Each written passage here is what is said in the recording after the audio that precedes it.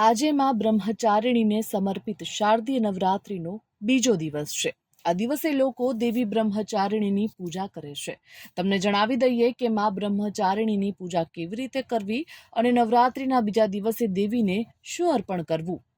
તો નવરાત્રિઓમાં શારદીય નવરાત્રિ અને ચૈત્ર નવરાત્રિનું ખૂબ જ મહત્વ રહેલું છે। શારદીય નવરાત્રિ ગઈકાલથી એટલે કે 22મી સપ્ટેમ્બરથી શરૂ થઈ છે, જે 2 ઓક્ટોબર સુધી ચાલવાની છે। નવરાત્રિના 9 દિવસ દરમિયાન ભક્તો દેવીના વિવિધ સ્વરૂપોની પૂજા કરે છે અને ઉપવાસ કરે છે।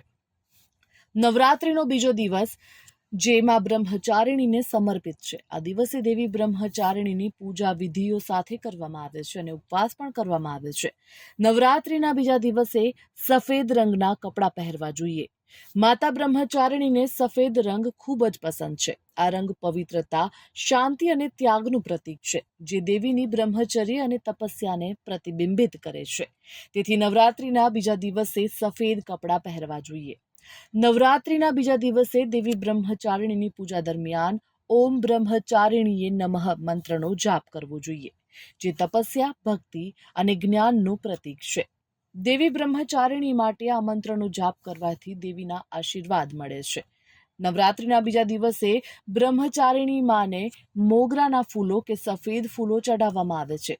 એવું કહેવાય છે કે આ ફૂલ ચડાવવાથી દેવી બ્રહ્મચારિણી તરફથી વિશેષ આશીર્વાદ મળે છે। નવરાત્રિના બીજા દિવસે દેવી બ્રહ્મચારિણીને ખાંડ અથવા તો ખાંડ આધારિત પ્રસાદ જેમ કે ખીર, બરફી, પંચામૃત ચડાવવામાં આવે છે। એવું કહેવાય છે કે દેવી બ્રહ્મચારિણીએ આ પ્રસાદ ચડાવવાથી આયુષ્ય અને સ્વાસ્થ્યના લાભ થાય છે। તો નવરાત્રિના 9 દિવસ માતાજીના 9 સ્વરૂપ અને પૂજા અર્ચના તે ઉપરાંત મહત્વ વિશે જાણવા માટે જોડાયેલા રહો ગુજરાત 5 ન્યૂઝ સાથે।